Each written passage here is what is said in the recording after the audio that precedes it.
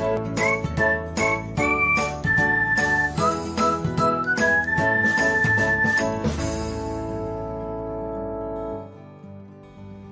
everyone, welcome back to another episode of Technologyglance.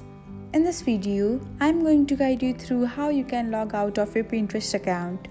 So, let's get started.